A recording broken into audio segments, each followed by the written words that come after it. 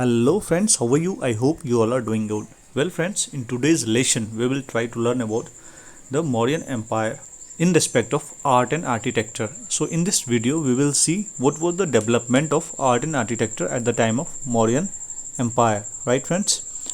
Before starting this concept, we will see some of the basic things that we are supposed to know about the Mauryan Empire. As you know, in 321 BC, the Chandragupta Maurya, with the help of Chanakya, founded Maurya dynasty after defeating Nanda dynasty, right? Beside this, we will see a few more things like the great Mauryan ruler Ashoka. He embraced Buddhism as a part of Sarman tradition, and the immense Buddhist missionary activities that followed during his rule paved the way for the development of Mauryan sculpture and architectural styles.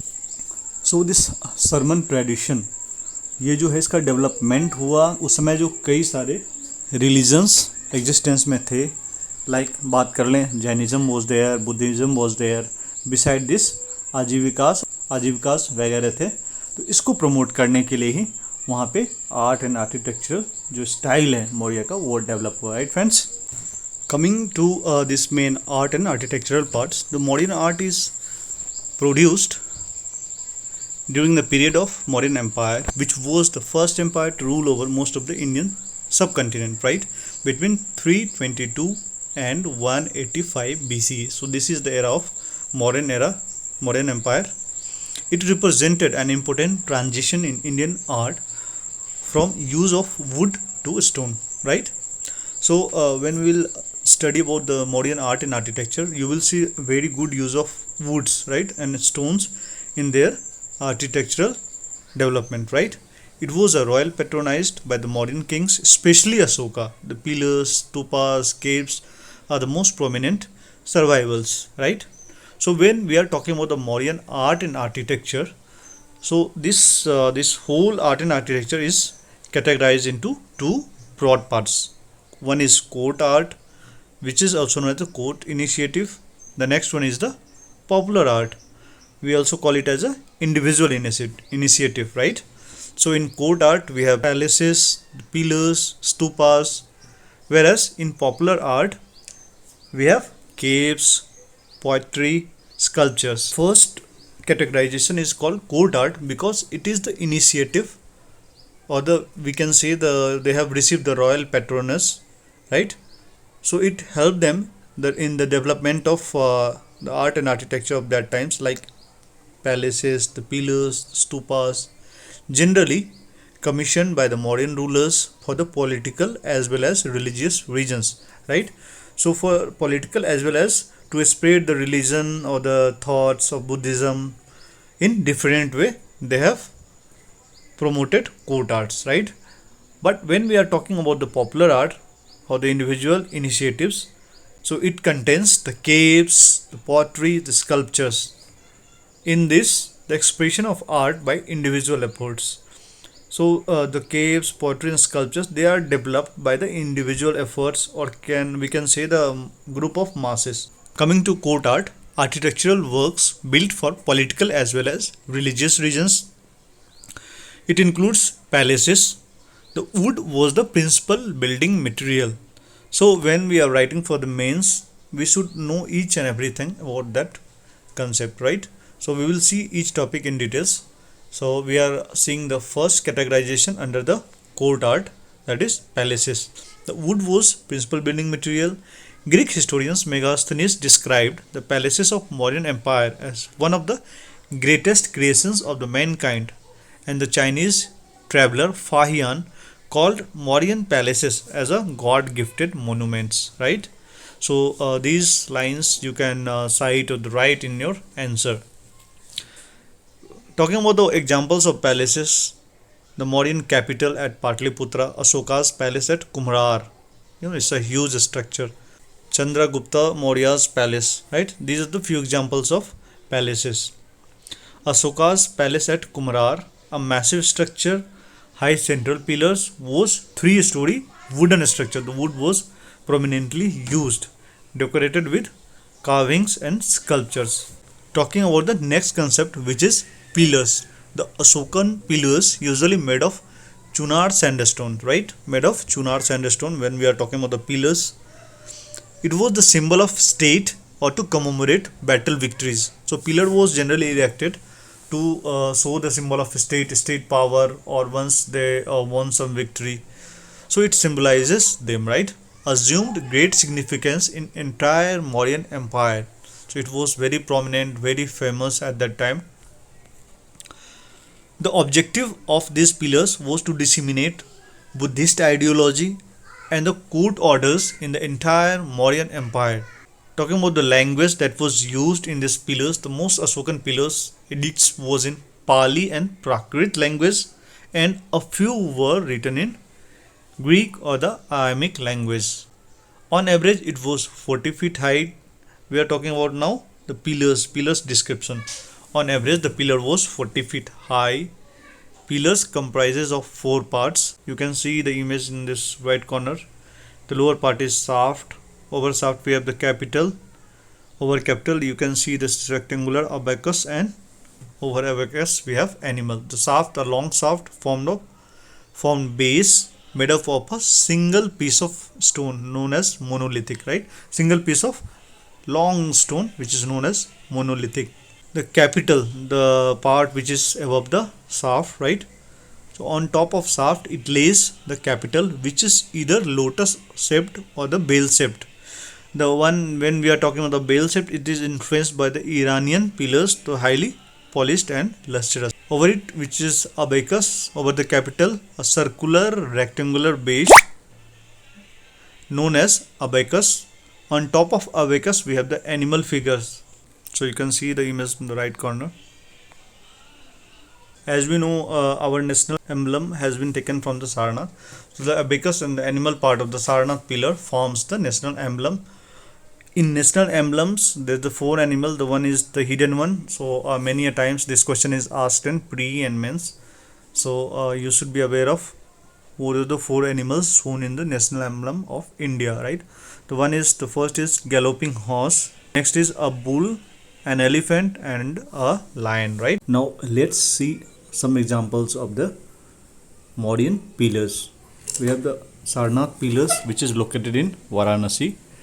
The Lodiya Nandangarh pillar, which is located in Champaran, and Vaisali pillar is also one to be mentioned here, which is single line with no inscription, right? It's different than other pillars. Here we will just learn one more concept, that is these Mauryan pillars has some of the similarity with the Persian pillars. Like both Mauryan and the Persian pillars are well polished, right, and have certain similarity like use of lotus, etc. The Mauryan ideas of inscribing, which is for the spread of Buddhist teachings and the court orders on the pillars, has its origin in Persian pillars, right? In Persian pillars, same way you can see the spread of some of the messages through the which is inscribed on the pillars. At the same time, there are some of differences between Mauryan pillars and the Persian pillars, right? The capital figures was absent in Mauryan pillars of Kumrar Hall. When we are talking about the Kumrar Hall pillars, you will find there is no capital figure in Kumrar Hall pillars. When talking about the Ashokan pillars, it is generally independently erected. So wherever is there a pillar, it is independent, right? But when we are talking about the Persian pillars, it is attached to state building, right? It is attached to the main building. The shape of Mauryan lotus is also different from that of the Persian pillars. The Persian pillars have rough surfaces, whereas the Mauryan pillars has got smooth surface, right? Beside this, this Persian pillar was a bit complex, whereas the Mauryan pillars were simple. In Mauryan pillars, the shaft is a single long piece, right, of monoliths, whereas in Persian pillars, the number of pieces joined in a shaft. So these are the some differences of Mauryan pillar with the Persian pillars. Well, so moving on to the last concept under the court art, which is stupas. The stupas were the burial mound prevalent in India from Vedic period, right? So it has tradition since the Vedic period. The relics and the ashes of dead were placed in them, right? So the stupas were used to put the ashes and the relics like the symbols, some of the items that was used by the person when he was alive. So these are things that was buried along with that persons in stupas. During the period of Ashoka, the art of stupas reached its climax. Though the concept and the practice of stupas is very old in India, right from the Vedic period, but during the time of Ashoka, the art of stupas reached its climax. Around 84,000 stupas erected during the period of Ashoka. Although a Vedic tradition, as we have talked, but popularized by Buddhists.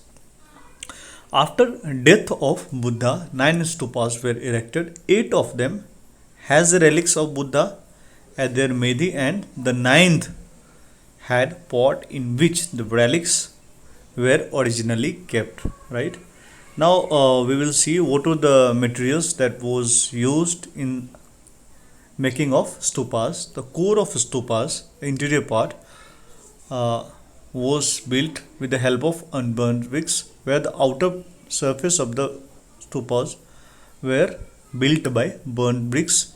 It was totally covered with a thick layer of plasters. A thick layer of plaster covers the outer side of the stupas. The Medhi and the Toran decorated with wooden sculptures. So lots of the wooden sculptures used in Medhi and the Toran of that stupas. Now moving on to the next broad categorization of Mauryan art and architecture, which is popular art. In popular art, we have cave architecture, we have sculptures, and the poetry making. It was carried out by the individual efforts, and all these are grouped together as a popular forms of art and architecture. The first concept, which is cave architecture, the rock cut cave architecture emerged.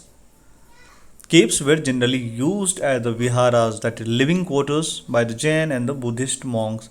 So these caves used by the monks of Jainism and the Buddhist practitioners, especially it was started by the initially by the Jain monks and later by the Buddhist monks, right? The early caves were used by Jain Ajivikas, later it was become popular as the Buddhist monasteries. The highly polished finish of interior walls and the decorative gateways were present. So when we study about the cave architectures, these are the few important things, right? It are the rock cut caves. It means it was built after cutting the rock, right? It was used as the viharas for Jainism and Buddhism monks. It was the surface was highly polished, finished, the interior walls, and it was decorated as well, right? Talking about the examples of the cave architecture, so Barawar caves and the Nagarjuni caves, both are located in Jahanabad in Bihar districts. The very famous Barawar cave is oldest surviving rock cut caves in India, right? And this Barawar cave and Nagarjuni cave formed during Dasarath, the son of Ashoka, right? Now coming to second broad categorization under the popular art, which is sculptures. Sculptures primarily used for decoration of stupas in Toran and the Medhi as form of religious expression. The famous sculptures of the Mauryan period is Yaksh and Yakshini, right? So many a times you find question in your prelims, right? They were object of worship related to all three religions which was prevalent at the time: Jainism, Hinduism and Buddhism, right?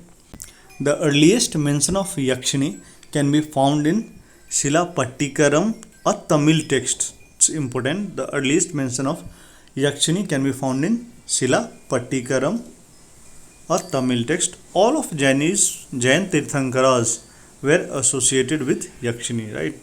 So you can see the images of Yaksh and Yakshini, the Mauryan art and culture, Yaksh and Didarganji Yakshini, right? With now moving on to the last concept for the day, which is poetry. The poetry of Mauryan period is referred as the northern black polished ware NBPW. ठीक है, NBPW or the painted grey ware, right? The characterized by black paint used, and it was highly lustrous finish and were generally used as a luxury item. So in poetry making, the black paint is used. The surface is highly lustrous finish, right, and used as a luxury items, often been referred as the highest level of poetry. The good quality of poetry was produced during Mauryan period. So you can see the image of one poetry here. See the finish of this poetry, and this is the second one, right? So far we have studied the Mauryan art and culture. We have broadly classified into two categories: the court art and popular art. In court art we have palaces, pillars and stupas, whereas in popular art we have caves, poetry and sculptures. So friends, we have seen the broad categorization of Mauryan art and architecture into two classes. That's the court art and the popular art. I hope you understood the concept well, and whenever you appear for the exam you can write the good answers. If you find the video informative, you can always like, share and subscribe, and if you have any doubt, please comment it down. Thank you for watching. Bye bye.